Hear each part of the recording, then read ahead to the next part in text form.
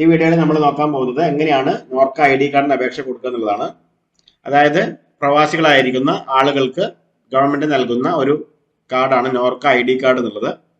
നിലവിൽ പ്രവാസി ആയിട്ടുള്ള ആളുകൾക്ക് മാത്രമാണ് ഇത് അപേക്ഷ കൊടുക്കാനായിട്ട് സാധിക്കുക. അതായത് വാലിഡ് ആയിട്ടുള്ള വിസ ഉള്ള ആളുകൾക്ക് മാത്രമാണ് അപേക്ഷ കൊടുക്കാനായിട്ട് സാധിക്കുക.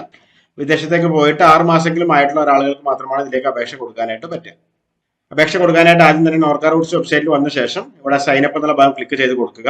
ഇവിടെ നമ്മൾ ഫസ്റ്റ് നെയിം ലാസ്റ്റ് നെയിം അത് പാസ്പോർട്ടിലെ പോലെ കൃത്യമായിട്ട് എൻ്റർ ചെയ്ത് കൊടുക്കുക. ഒരു ഇമെയിൽ ID കൊടുക്കുക. പാസ്പോർട്ടിലെ പോലെ ഡേറ്റ് ഓഫ് ബർത്ത് കൊടുക്കുക. ജെൻഡർ സെലക്ട് ചെയ്യുക. മൊബൈൽ നമ്പർ എൻ്റർ ചെയ്ത് കൊടുക്കുക. മൊബൈൽ നമ്പർ എൻ്റർ ചെയ്ത് കൊടുക്കുന്ന സമയത്ത് ഇന്ത്യൻ മൊബൈൽ നമ്പർ തന്നെ വേണമെന്ന് യാതൊരു നിർബന്ധമില്ല. ഏത് മൊബൈൽ നമ്പറും രാജ്യം മാറിയിട്ടാണെങ്കിൽ ഇവിടെ സെലക്ട് ചെയ്ത് കൊടുക്കാവുന്നതാണ്. യൂസർ നെയിം എന്നുള്ള ഭാഗത്ത് നിങ്ങൾ യൂസർ നെയിം സെലക്ട് ചെയ്യുക. യൂസർ നെയിം സെലക്ട് ചെയ്യുമ്പോൾ പാസ്പോർട്ട് നമ്പർ തന്നെ സെലക്ട് ചെയ്യുന്നതാവും ഉചിതം. പാസ്വേഡ് എന്നുള്ള ഭാഗത്ത് ഒരു പാസ്വേഡ് എൻ്റർ ചെയ്യുക.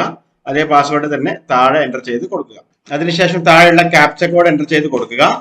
സൈനപ്പ് എന്നുള്ള ഭാഗത്ത് ക്ലിക്ക് ചെയ്ത് കൊടുക്കുക. ഇപ്പൊ നമുക്ക് ID ക്രിയേറ്റ് ആയിട്ടുണ്ടാവും. നമ്മൾ എൻ്റർ ചെയ്ത് കൊടുത്തിരിക്കുന്ന പാസ്വേഡ് അല്ലെങ്കിൽ യൂസർ ID അവിടെ വന്നിട്ടുണ്ടാവും. തൊട്ട് താഴെ പാസ്വേഡ് ഭാഗത്ത് ക്ലിക്ക് ചെയ്ത് ലോഗിൻ ചെയ്യുക. സൈൻ ഇൻ എന്നുള്ള ഭാഗത്ത് ക്ലിക്ക് ചെയ്ത് കൊടുക്കുക. ഇനി അപേക്ഷ കൊടുക്കാനായിട്ട് നമുക്ക് ഇവിടെ പ്രവാസി ID കാർഡ് എന്ന ഓപ്ഷൻ ഉണ്ട്. അതിൽ ക്ലിക്ക് ചെയ്യുക. താഴേക്ക് വരിക. പ്രവാസി ID അല്ലെങ്കിൽ PRIP എന്നൊരു ഓപ്ഷൻ കാണിക്കും. അതിന് മുകളിൽ ക്ലിക്ക് ചെയ്ത് കൊടുക്കുക. ഇവിടെ പ്രവാസി എന്നുള്ള ഓപ്ഷൻ ഉണ്ട്. അതിൽ ക്ലിക്ക് ചെയ്ത് കൊടുക്കുക.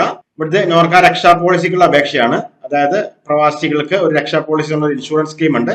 അതുകൂടി ഇതിന്റെ കൂടെ ആഡ് ഓൺ ചെയ്യണമെങ്കിൽ നമുക്ക് ആഡ് ഓൺ ചെയ്യാനായിട്ട് സാധിക്കും. ഇനി അല്ലാന്നുണ്ടെങ്കിൽ നോർക്ക ID കാർഡിന് മാത്രമാണെങ്കിൽ ഇവിടെ പ്രവാസി മാത്രം ടിക്ക് കൊടുത്ത് പ്രൊസീഡ് ഭാഗത്ത് ക്ലിക്ക് ചെയ്ത് കൊടുക്കുക. അടുത്തായിട്ട് നമുക്ക് ഇത്രയും ഡീറ്റെയിലുകളാണ് നമ്മളോട് പൂരിപ്പിച്ച് കൊടുക്കേണ്ടത്. 9 ഭാഗങ്ങളാണ് നമ്മൾ പൂരിപ്പിച്ച് കൊടുക്കേണ്ടത്. അതിനുശേഷം പേയ്മെന്റ് ആണ്. അപ്പൊ അതിനായിട്ട് ആദ്യം തന്നെ നമ്മൾ ഫ്രണ്ട് സ്ക്രീനിൽ എൻ്റർ ചെയ്ത് കൊടുത്ത ഡീറ്റെയിലുകളെല്ലാം തന്നെ ഇവിടെ വന്നിട്ടുണ്ടാവും. നമ്മളൊന്നും ചെയ്യേണ്ട. സേവ് ആൻഡ് നെക്സ്റ്റ് ഭാഗത്ത് ക്ലിക്ക് ചെയ്യുക.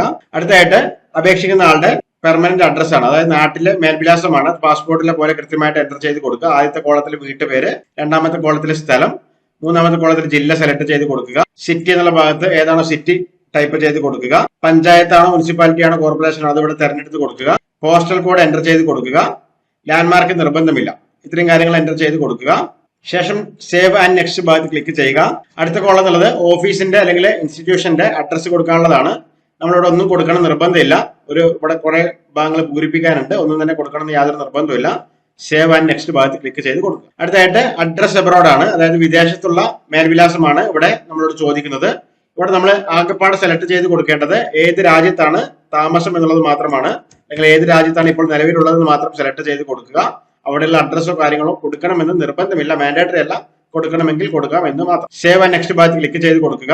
അടുത്തായിട്ട് അപേക്ഷകന്റെ ഫാദർ നെയിം, മദർ നെയിം, അതുപോലെ തന്നെ സ്റ്റാറ്റസ് മാരീഡ് ആണെങ്കിൽ മാരീഡ് കൊടുത്ത് സ്പൗസിന്റെ നെയിമും കൂടി എൻ്റർ ചെയ്ത് കൊടുക്കുക. സേവ് ആൻഡ് നെക്സ്റ്റ് ഭാഗത്ത് ക്ലിക്ക് ചെയ്ത് കൊടുക്കുക. അടുത്തായിട്ട് നോമിനിയെ സംബന്ധിക്കുന്ന വിവരങ്ങളാണ്. ഇവിടെ നമുക്ക് നോമിനി ഡീറ്റെയിൽസ് കൊടുക്കാനുള്ള ഒരു ഓപ്ഷൻ ഉണ്ട്. അതുപോലെ തന്നെ നമുക്ക് ഏതെങ്കിലും ഒരു ക്ലോസ് ആയിട്ടുള്ള റിലേറ്റീവിന്റെ നാട്ടിലെ പേരും അതുപോലെ തന്നെ മൊബൈൽ നമ്പർ കൊടുക്കാനുള്ള ഒരു ഓപ്ഷൻ ഉണ്ട്. അത് മാൻഡേറ്ററി അല്ല.